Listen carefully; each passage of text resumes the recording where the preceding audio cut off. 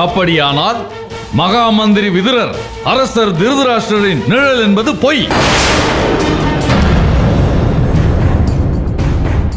துரோணாச்சாரியாரும் கிருபாச்சாரியாரும் அத்தினாபுர சாம்ராஜ்யத்தின் குலக்குருக்கள் என்பதும் பொய்.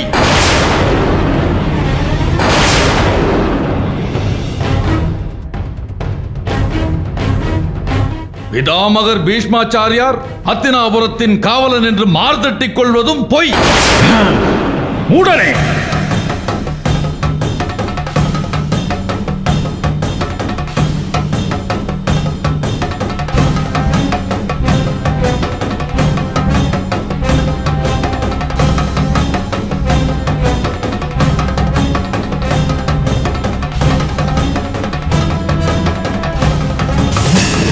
நிறுத்து உன் பேச்சை. நீ ஒருவன்தான் இந்த அத்தினாபுரத்தின் மீது பற்றுள்ளவன் போல் பாவனை செய்து இந்த நாட்டை அழிவுப்பாதையில் இட்டு செல்கிறாய். துரியோதனா, வீராடத்தின் மீது போர் தொடுப்பதன் மூலம்தான் எங்களுடைய விசுவாசம் நிரூபிக்கப்பட வேண்டும் என்றால் நாங்கள் இப்பொழுதே அதற்கு தயாராக இருக்கிறோம். பெரியப்பா, அவசரம் வேண்டாம். இல்லை திருதராஷ்டிரா, சந்தேகம் என்பது உடனிருந்து கொள்ளும் வியாதி. அது துரியோதனனை பீடித்து விட்டது. அதற்கு மறந்து வீராடத்தின் மீது போர் தொடுப்பதுதான். பிதாமகரின் சொல்லை நான் ஏற்கிறேன். இக்கணமே போருக்கு ஆயத்தமாவோம். தந்தையே, அத்தினாபுரத்தின் காவலரும் ஆச்சாரியர்களும் போருக்கு ஆயத்தமாகிவிட்டார்கள். இக்கணமே போர் பிரகடனம் செய்யுங்கள். ஒருவேளை அத்தினாபுரத்தின் சக்கரவர்த்தியை அத்தினாபுர சாம்ராஜ்யத்திற்கு எதிராக சிந்திக்க தொடங்கிவிட்டாரோ? என்ன இருந்தாலும் அரசருக்கு தன் தம்பியின் புத்திரர்கள் மேல் பாசம் இல்லாமலா போகும்?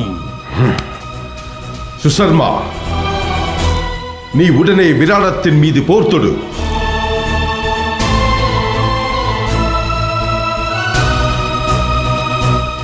உனக்கு ஆதரவாக அத்தினாபுரம் களமிறங்கும். பிதாமகர் பீஷ்மாச்சாரியார் படைத்தளபதியாக பொறுப்பேற்க முதலில் விராட தேசத்தின் பசுக்களை கவர்வோம். பிறகு 4 திக்கிலிருந்தும் விராடத்தின் மீது படையெடுப்போம். அற்புதம் அரசே! அந்த குள்ளநரி கூட்டத்தை கூண்டோடு பிடித்து காட்டுகிறேன். சுசர்மா, நீ தென் திசையிலிருந்து போரை தொடங்கு. நாங்கள் வட திசையிலிருந்து படை நடத்தி கொண்டு வருகிறோம். நண்பா, அந்த அர்ஜுனனை போர்க்களத்தில் நானே கொன்று சாய்ப்பேன். இது சத்தியம், சத்தியம்.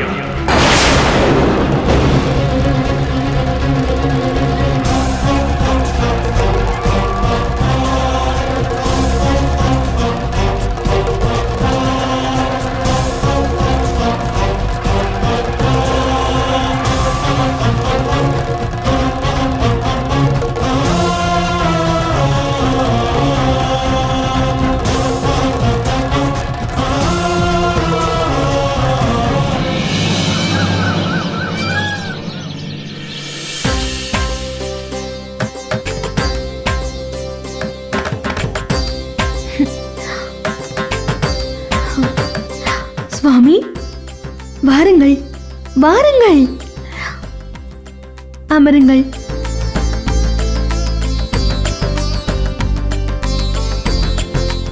சுவாமி, எதற்காக இத்தனை வாட்டமாக இருக்கிறீர்கள்? களைப்பார பானகம் தரவா, இல்லை பசியார பலகாரங்கள் கொணரவா? சுவாமி, ஏன் இத்தனை திருட்டு விழி? காண்பது கனவா இல்லை நனவா என்பதில் ஒரு சின்ன குழப்பம். ஏன் இந்த குழப்பம்?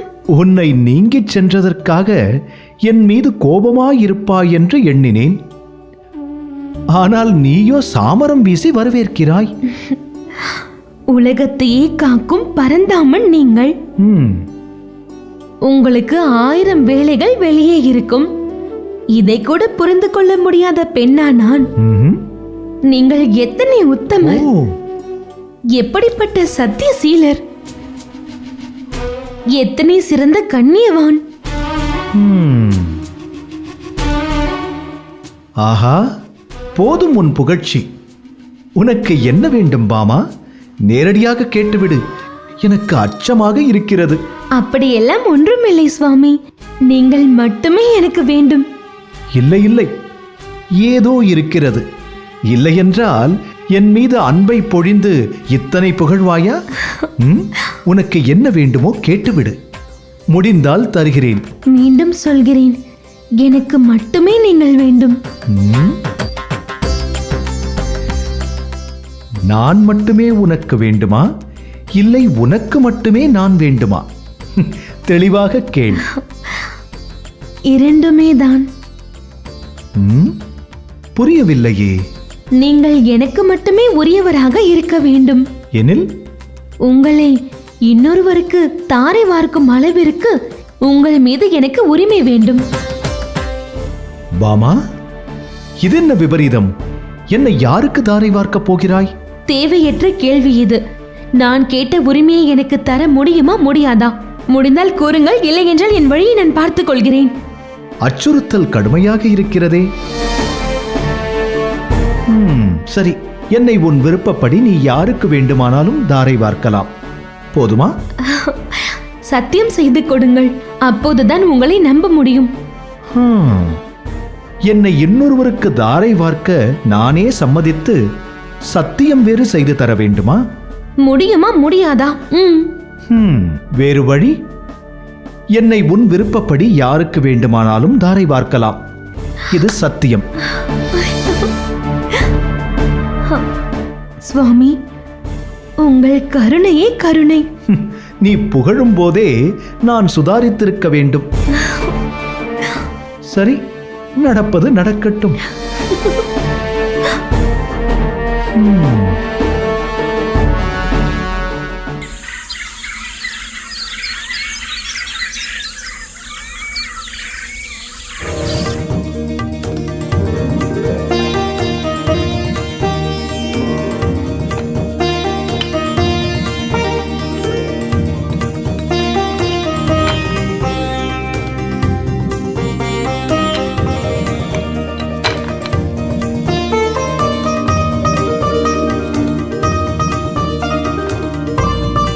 அரசருக்கு வணக்கம். சிற்றுண்டி கொண்டு வந்திருக்கிறேன். பலாயா, உன் கைப்பக்குவத்தில் என் உடல் பெருத்துக்கொண்டே வருகிறது. ஆஹா, அருமையான வாசனை வருகிறதே. இன்று என்ன கொண்டு வந்தாய்? அரசே, பசும்பாலும் வெண்ணையும் இடித்த பச்சரிசி மாவும் சேர்த்து பதமாக காய்ச்சிய வெல்லப்பாகையும் பிசைந்து நெய்யிலே பொரித்த பலகாரத்தை கொண்டு வந்திருக்கிறேன் அரசே. பலாயன் சொல்வதை கேட்டாலே நாவில் எச்சில் ஊறுகிறதே. சுவைத்து பாருங்கள், உடம்பெல்லாம் தித்திக்கும் இந்த பலகாரத்தின் ருசி.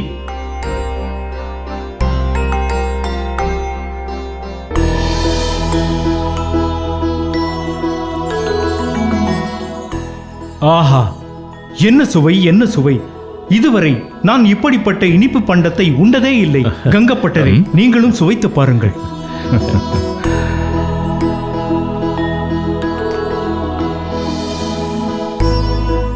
ஆஹா, அருமை அருமை!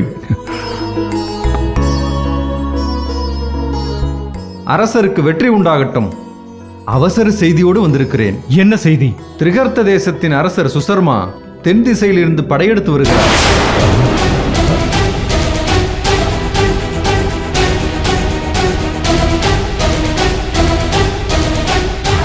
கீசகனும் உபகீசகர்களும் இல்லாத நேரத்தில் இதென்ன சோதனை?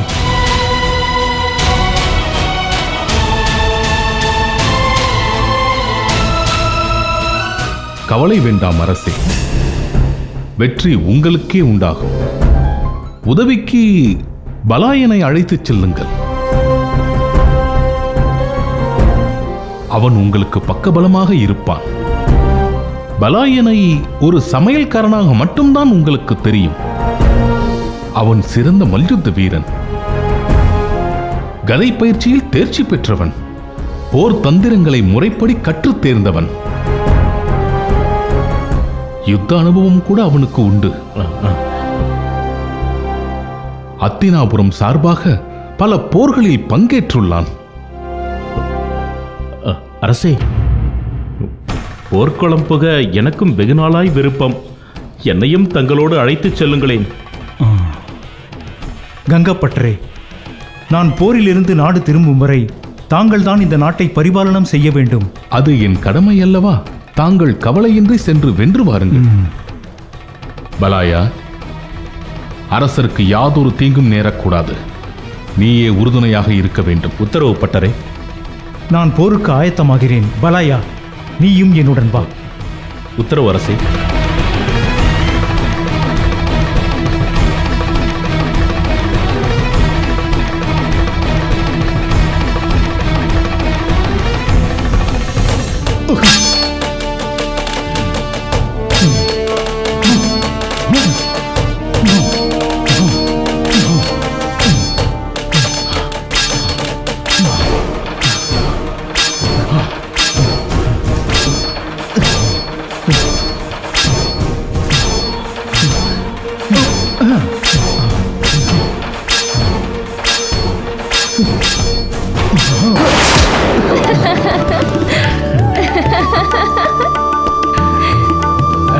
வெற்றி, வெற்றி, வெற்றி! எதற்காக நகைக்கிறாய்? பின் என்ன அண்ணா, நாட்டியாசிரியரை வாழ் சண்டையில் வெற்றி கொள்வதில் என்ன பிரமாதம்? எப்படி இருந்தாலும் வெற்றி வெற்றிதானே. நான் சொல்வது சரிதானே பிரகனில்லை? மிகவும் சரி. இளவரசர் சொன்னால் அது எவ்வாறு தவறாக இருக்க முடியும்? மிருகநல்லை, நீ நாட்டியம் மட்டுமல்ல, பக்கவாத்தியமும் நன்றாகவே வாசிக்கிறாய். உத்ரா, நீ போர்க்களம் புகும் நேரம் வந்துவிட்டது. போர்க்களமா? அங்கே எனக்கு என்ன வேலை? அத்தினாபுரத்தில் இருந்து பீஷ்மாச்சாரியார் தலைமையில் படையெடுத்து வந்து கொண்டிருக்கிறார்கள். விராடமா மன்னர் வடதிசையில் சுசர்மாவோடு போரிட போர்க்களம் புகுந்துள்ளார். ஆக அத்தினாபுர படையை நீதான் எதிர்கொள்ள வேண்டும். ஐயோ, வந்தது ஆபத்து. நானாவது பிதாமகனோடு போரிடவாவது? அதற்கு என் உயிரை நான் இங்கேயே மாய்த்துக் கொள்ளலாம். உத்ரா, நீ அஞ்ச வேண்டாம். உன்னோடு நானும் போர்க்களம் இறங்குவேன். போர்க்களம் என்ன, நர்த்தக சாலை என்றால் நினைத்தாய்? அங்கு போரிட வேண்டும். அதுவும் வீர திரு உருவமான பிதாமகரிடமும் தனுர்வேத வித்தகரான துரோணரிடமும் நான் எப்படி போரிடுவேன்? அஞ்சாதே உத்ரா. பிரகுணலை போர்க்களை பயின்றவள். இந்திரனோடும் ருத்ரனோடும் போர் புரிந்த அனுபவம் பெற்றவள். அவளோடு அஞ்சாமல் நீ போர்க்களம் செல். என்னை தேற்ற நீங்கள் ஏதோ பொய்யுரைக்கிறீர்கள். போர்க்களத்தில் தான் என் உயிர் பறிபோக வேண்டும் என்றிருந்தால் அதை மாற்ற யாரால் முடியும்? அண்ணா, இப்பொழுதுதான் வெற்றி வெற்றி என்று வீரவசனம் பேசினாய். இப்பொழுதென்னவென்றால் இப்படி நடுநடுங்குகிறாயே. வசனம் பேசுவது எளிது, வாரெடுத்து போரிடுவது சாதாரண காரியமா என்ன? விராட தேசத்தின் மானம் காக்கப்பட வேண்டும் என்றால் நீ போர்க்களம் புகத்தான் வேண்டும். அரசரின் இடத்தில் இருந்து ஆணையிடுகிறேன். நீ போர்க்களம் புக ஆயத்தமாக இரு. பிரகணலை, கூறுங்கள் பட்டரே. நீயும் தான்.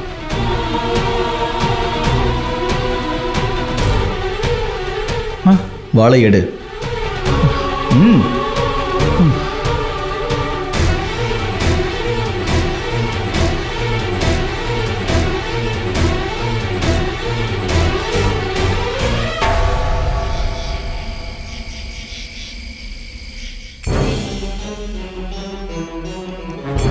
அண்ணா, தாங்கள் என்னை உத்திரையோடு யுத்தகலம் செய்ய பணித்து விட்டீர்கள். அதனால் வரும் பிரச்சனைகளை சற்று யோசித்து பார்த்தீர்களா? அர்ஜுனன் யுத்தகளம் புகுந்தால் வெற்றி ஒன்றுதானே பின்விளைவாக இருக்க முடியும். வெற்றி தோல்வியை பற்றி நான் கூற வரவில்லை. வேறு என்ன பிரச்சனை அண்ணா?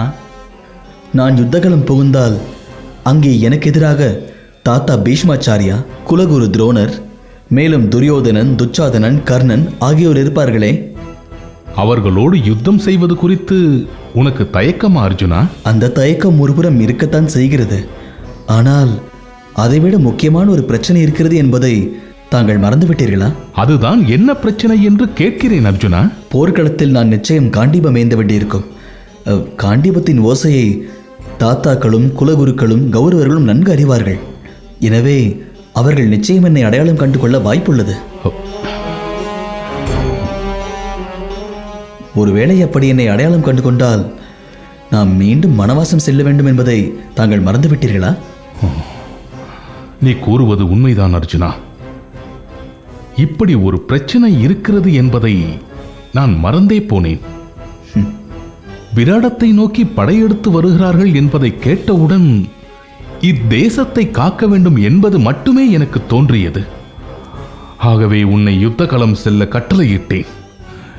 இப்போது இப்படி ஒரு பிரச்சனை எழுந்துள்ளதே.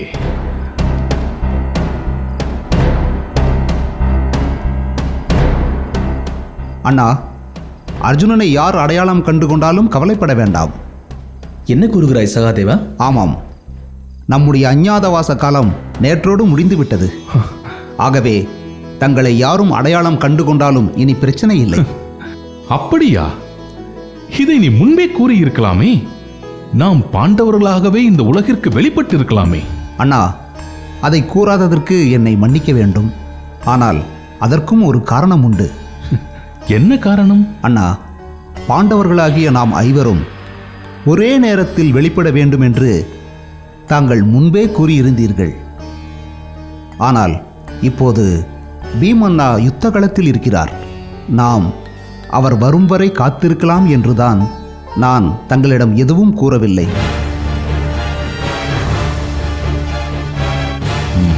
அதுவும் சரிதான். அர்ஜுனா, அண்ணா, நீ யுத்த களம் செல்லலாம். அண்ணா, கௌரவர்கள் என்னை அடையாளம் கண்டு கொண்டால்? அது அவர்களுடைய பிரச்சனை. சகாதேவனை விட சாஸ்திரம் அறிந்தவர் உலகில் இல்லை. நம்முடைய கணக்கின்படி அஞ்ஞாதவாசம் நேற்றோடு முடிந்துவிட்டது. ஆகவே நாம் வெளிப்படுவதை இனி யாராலும் தடுக்க முடியாது. இருந்தாலும் பீமன் வரும் வரை நீ யார் என்று காட்டிக்கொள்ளாமல் யுத்தம் செய்யப்பார். முடியாத பட்சத்தில் காண்டிபத்தை ஏந்து. ஆகவே தயங்காமல் யுத்தகளம் செல். என்னை அடையாளம் கண்டால் துரியோதனின் தரப்பில் நிச்சயம் பிரச்சனை எழுப்புவார்கள். அதை பற்றி நீ கவலைப்பட தேவையில்லை. இப்போதைய பிரச்சனை நாம் விராட தேசத்தை காப்பது மட்டுமே.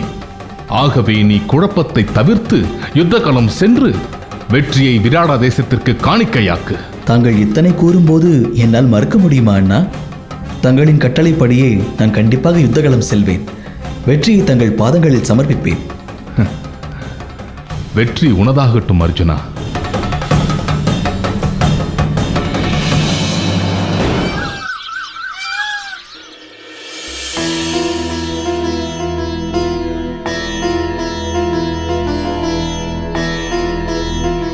சுவாமி, களைப்பாக இருப்பீர்கள். உண்ட களைப்பு தீர தாம்பூலத்தை தரித்துக் கொண்டு சற்று ஓய்விடுங்கள்.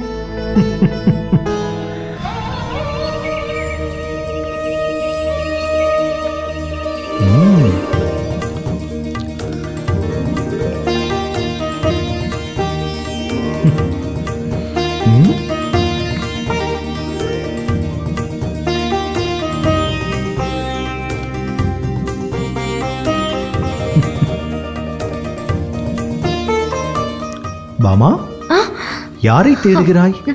யாரையும் தேடவில்லை சுவாமி.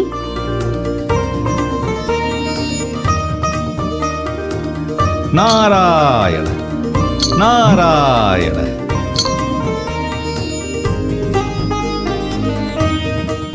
வா நாரதா, உனக்காக எத்தனை காலம் காத்துக் கொண்டிருப்பது. நீ வருவதற்குள் இந்த பரந்தாமர் பரந்தோட துடித்தார். இவரை பிடித்து வைப்பதற்குள் போதும் போதும் என்றாகிவிட்டது. என்ன நாரதா, என்ன நடக்கிறது இங்கே?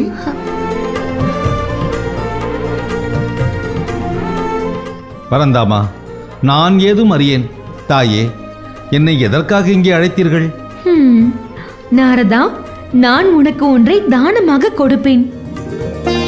அதை நீ மறுக்காமல் பெற்றுக்கொள்ள வேண்டும். தாயே, தானம் பெற எவருக்கேனும் கசக்குமா என்ன? அதுவும் உமாதேவியின் அவதாரமான தங்களிடமிருந்து தானம் பெறுவது எனக்கல்லவோ பெருமை சேர்க்கும்.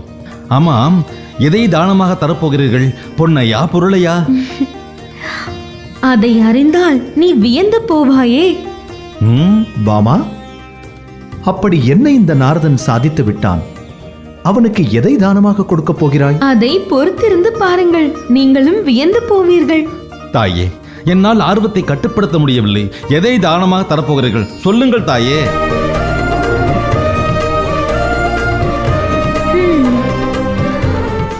நாரதா, அகிலத்தையே காக்கும் பரந்தாமன், கோபாலன், கோவிந்தன், என் கணவர் ஸ்ரீகிருஷ்ணரையே உனக்கு தானமாக தருகிறேன்.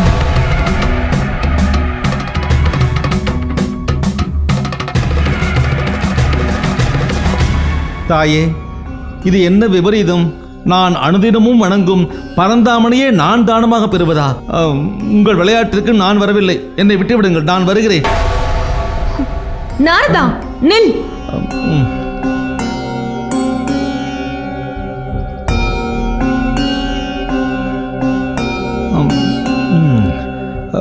சுவாமி, என் நிலையை பார்த்தீர்களா? நான் உன்னிடம் கேட்க வேண்டிய கேள்வியை நீ என்னிடம் முந்திக் கொண்டு கேட்கிறாயா? எல்லாம் உன் திட்டம் என்பதை நான் அறிவேன்.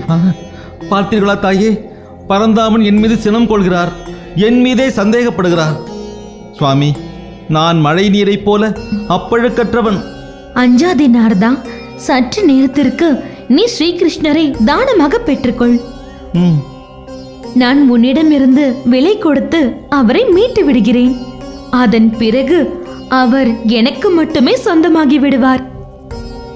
சுவாமி, எப்படி இருக்கிறது என்னுடைய யோசனை?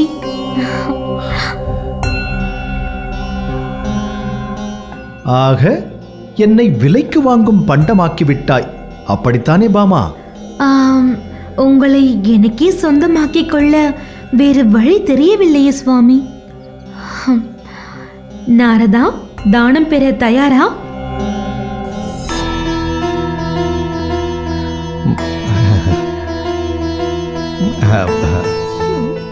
சுவாமி, என்னை அப்படி பார்க்காதீர்கள். அடியேன் தாழ மாட்டேன். சத்தியமாக சொல்கிறேன், இந்த திட்டத்திற்கும் எனக்கும் துளியும் சம்பந்தமில்லை.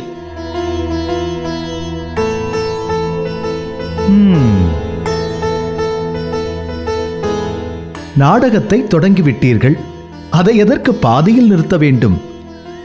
நடக்கட்டும்.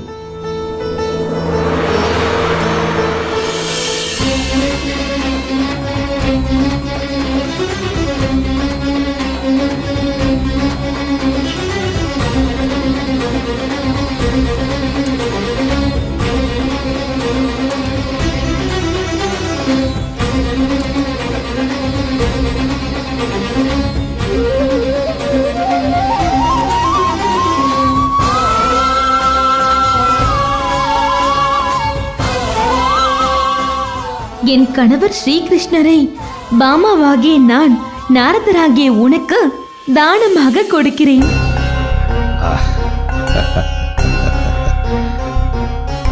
சுவாமி, இனி தாங்கள் எனக்கு மட்டுமே உரிமையானவர், அப்படித்தானே? உன் சுயரூபத்தை காட்டுகிறாய், பார்த்தாயா? பாமா, விரைந்து விலை கொடுத்து என்னை நாரதனிடமிருந்து வாங்கிவிடு. இல்லையேல் நல்ல விலைக்கு என்னை ஏலம் விட்டாலும் விட்டு விடுவான் நாரதன். நாராயண நாராயண, என் பெயர் ராசியப்படி.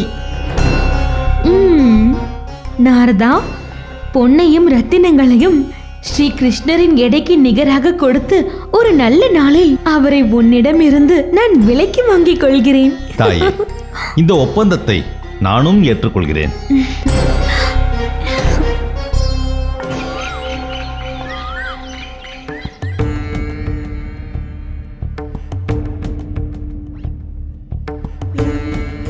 மகாராணி, ஏன் கவலையோடு இருக்கிறீர்கள்?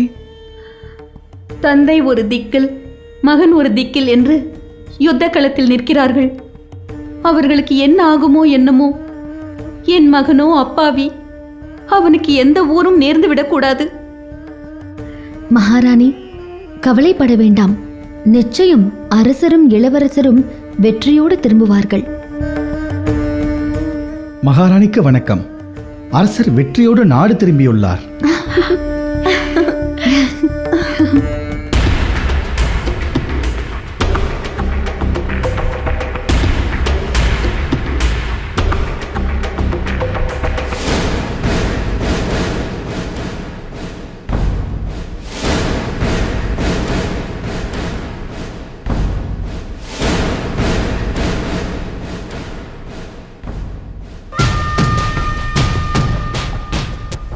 உத்ரா,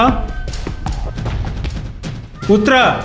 அரசே, குரு வம்சத்தினர் நம் நாட்டின் மீது போர் தொடுத்து வந்துள்ளார்கள். அவர்களை போர்க்களத்தில் சந்திக்கத்தான் நம் மகன் சென்றுள்ளான். என்ன சொல்கிறாய் சுதேஷனை?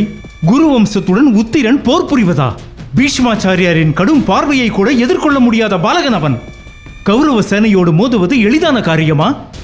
போர் என்ற வார்த்தையை மட்டும் கேள்விப்பட்ட அவனை போர்க்களத்திற்கு செல்ல எப்படி அனுமதித்தாய்? அவனால் யுத்தகலத்தை எப்படி சந்திக்க முடியும்? நான் இதை முடிவு செய்யவில்லை அரசே. அரசே, கவலை வேண்டாம். அவனோடு பிருகுநுலை சென்றுள்ளார். ஒரு பேடியால் அவனுக்கு எப்படி உதவி செய்ய முடியும்? என் வாக்கின் மீது உங்களுக்கு நம்பிக்கை இருக்கிறதல்லவா? நீங்கள் போருக்கு சென்றபோது உங்களோடு பலாயனை அனுப்பி வைத்தேன். வெற்றியோடு திரும்பி வந்தீர்கள். அதேபோல் உங்கள் புத்திரனும் நிச்சயம் வெற்றியோடு திரும்பி வருவான். கங்கப்பட்டரே, ஒரு தாயாக எனக்கு அச்சமாக உள்ளது. இதுவரை அவன் போர்க்களமே கண்டதில்லை. அதனால் என்ன? நிச்சயம் அவனுக்கு வெற்றி கிடைக்கும். இது உறுதி. கவலை வேண்டாம். நான் இல்லாத நேரத்தில் இப்படி நடக்க வேண்டும்? அரசே, நீங்கள் சுசர்மாவோடு யுத்தம் புரிய சென்றபோது இதே போல்தான் கவலைப்பட்டீர்கள். இந்த கங்கப்பட்டரின் வாக்கில் எப்போதும் உண்மை இருக்கும். உங்கள் சொற்களில் நம்பிக்கை வைக்கிறேன். நடப்பது நடக்கட்டும்.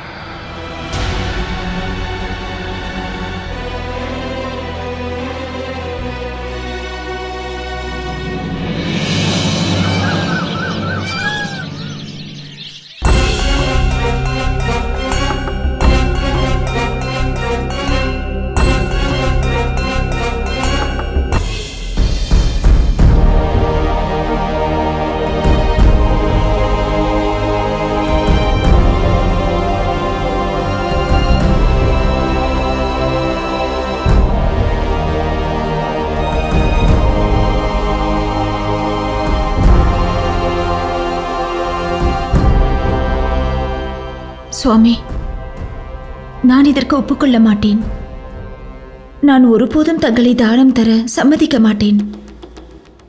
நான் பாமாவிற்கு வாக்கு கொடுத்து விட்டேன். பதியின் வாக்கை காப்பாற்ற வேண்டியது பத்தினியின் கடமை. அதை நீ மறந்துவிடக்கூடாது.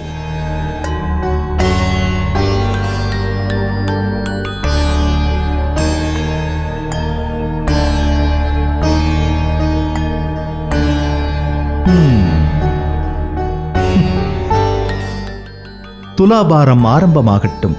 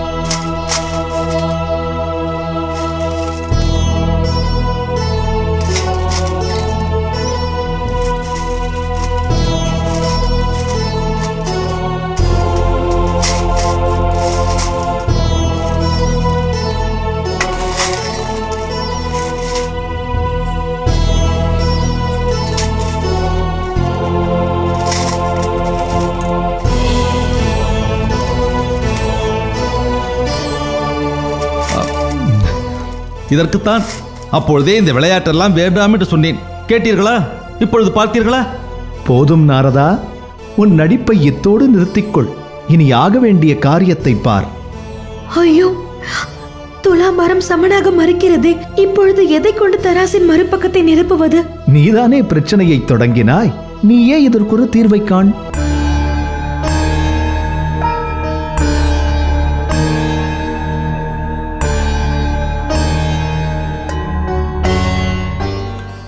நாரதா, இதில் ருக்மணியின் சதிவேலை ஏதாவது இருக்குமோ என்னவோ? ருக்மணி தேவியார் அப்படிப்பட்ட பெண் அல்ல. இருந்தாலும் உங்கள் சந்தேகத்தை ஸ்ரீ கிருஷ்ணனிடமே கேட்டுவிடுங்களேன். இப்படி ஒரு சிக்கல் எழும் என்று நான் நினைத்தே பார்க்கவில்லை. சுவாமி, நீங்கள் எப்பொழுதும் போல் இருந்து கொள்ளுங்கள். ஒரு பிரச்சனையை தொடங்கிவிட்டால் அதை முடித்துவிட வேண்டும். அப்போதுதான் அதிலிருந்து ஒரு பாடத்தை கற்றுக்கொள்ள முடியும். அப்படி என்றால் தாங்களே இதற்கு ஒரு வழியை கூறுங்கள்.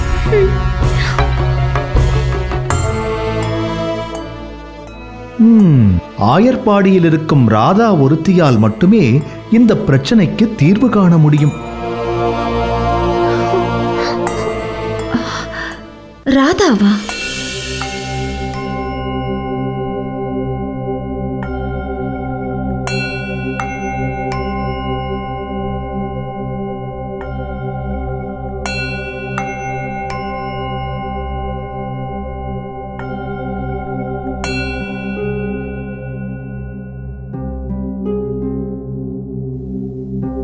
ராதாவா? இருவர் பிரச்சனையே இங்கு தீரவில்லை, இதில் மூன்றாவது பெண் வேறா?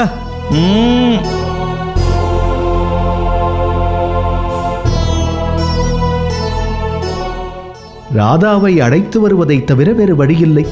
அதற்கு மேல் உங்கள் விருப்பம்.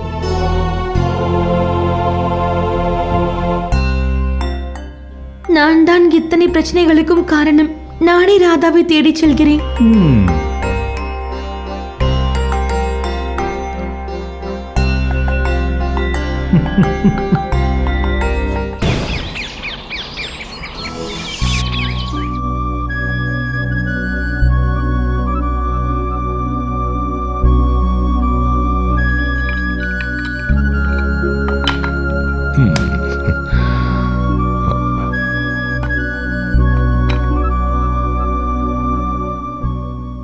அரசே, அரசே.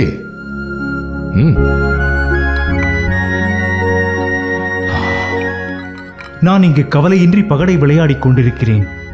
அங்கே போர்க்களத்தில் என் மகன் தனியாக நின்று போர் புரிந்து கொண்டிருக்கிறான். என்ன வேதனை! அரசே, கவலை வேண்டாம். தங்கள் புத்திரனுக்கு பிருகுநலை அரணாக இருப்பாள். கங்கப்பட்டரே, என்ன பேச்சுது? வேடியை நம்பியா விராட தேசத்தின் இளவரசன் இருக்கிறான்? நீங்கள் ஏதோ ஆறுதலுக்காக கூறுகிறீர்கள் என்று நானும் பொறுமையாக கேட்டுக்கொண்டிருக்கிறேன். அரசருக்கு வெற்றி உண்டாகட்டும். விராட நாட்டின் இளவரசன் உத்தரன் போர்க்களத்தில் வென்று வெற்றி வீரனாக நாடு திரும்பி விட்டார். ஆஹா ஆஹா! என் மகன் மாவீரன் என்பதை மெய்ப்பித்து விட்டான். கங்கப்பட்டரே, தங்கள் கூற்று உண்மையாகிவிட்டது. என் மகன் வெற்றியோடு திரும்பி விட்டான்.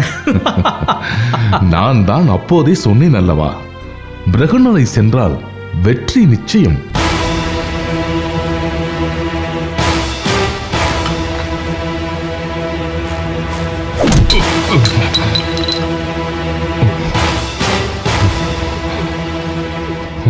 மூடனே, ஒரு வேடியால் விராட தேசத்திற்கு வெற்றி என்று எங்கள் விராடத்தின் வீரத்தை அவமானப்படுத்தாதே.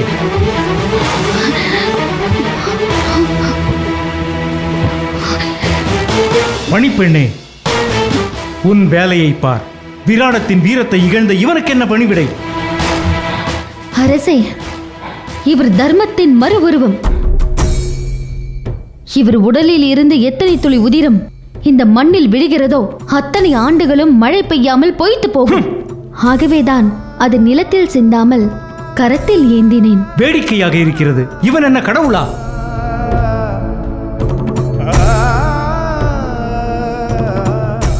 அரசருக்கு வெற்றி உண்டாகட்டும். இளவரசரை வரவேற்க அரசியார் தங்களுக்காக காத்து கொண்டிருக்கிறார்.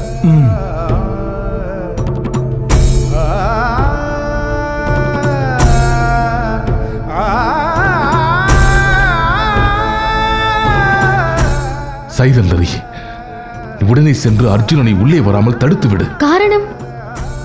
அதை பிறகு கூறுகிறேன். உடனே செல். சரி.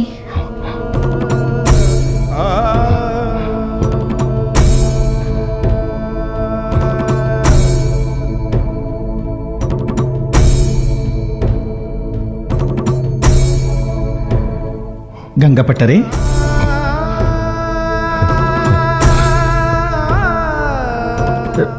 தந்தையே, கங்கப்பட்டரின் நாசியில் அடிபட்டு ரத்தம் வருகிறதே, என்னவாயிற்று?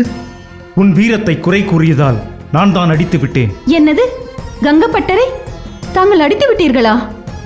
அவர் நம் மரியாதைக்குரியவர் அல்லவா? தந்தையே, என்ன காரியம் செய்து விட்டீர்கள்? இவர் யார் என்று உங்களுக்கு தெரியுமா? கங்கப்பட்டரே, என் தந்தை செய்த காரியத்திற்காக நான் தங்களிடம் மன்னிப்பு கோருகிறேன். பரவாயில்லை. உன் வெற்றி எப்படி சாத்தியமானது உத்தரா? ஒரு தேவகுமாரன் எனக்கு உதவி புரிந்தான். அவன் யார் என்று தெரிந்தால் நீங்கள் அனைவரும் வியப்படைவீர்கள். அவனை நாளை உங்களுக்கு நான் அறிமுகம் செய்கிறேன். போரில் களைப்படைந்து வந்திருப்பாய். நீ சென்று ஓய்விடு.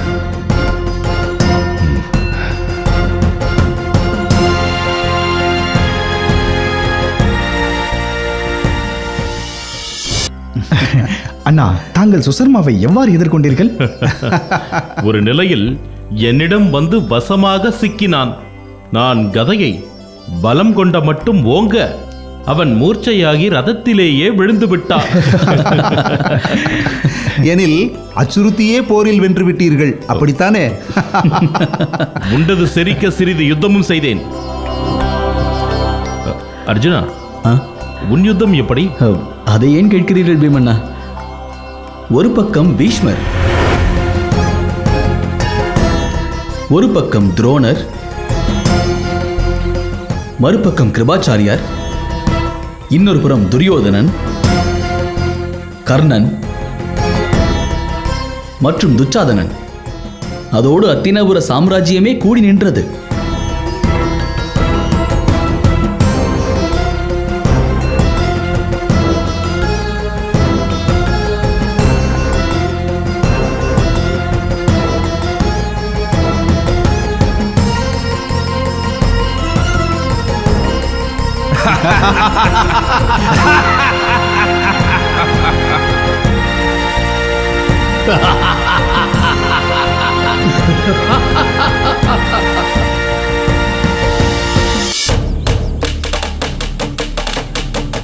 இதனால் பயந்த உத்திரன் தேரை திருப்பும்படி கட்டளையிட்டான்.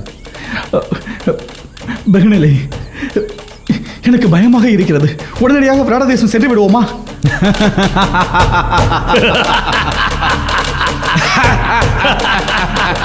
வா, சென்று விடலாம். கவலைப்படாதீர்கள். இல்லை பிரகனில்லை, எனக்கு பயமாக இருக்கிறது. நாம் உடனே சென்று விடலாம்.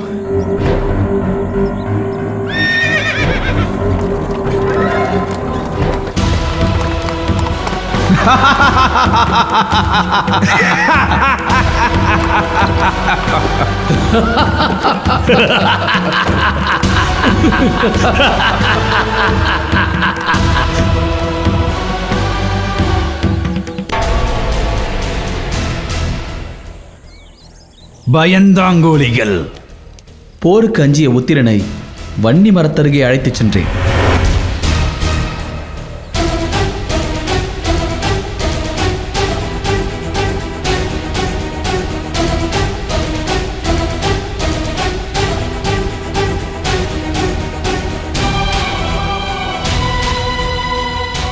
கவலைப்படாதீர்கள் இளவரசே, நான் தான் அர்ஜுனன்.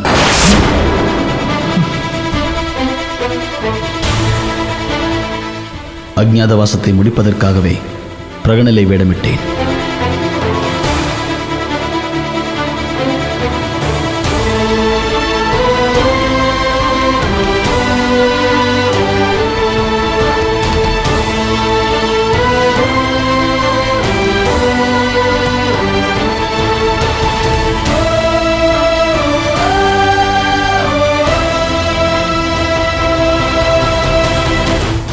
மீண்டும் உத்திரன் அழைத்துக் கொண்டு போர்க்களம் புகுந்தேன்.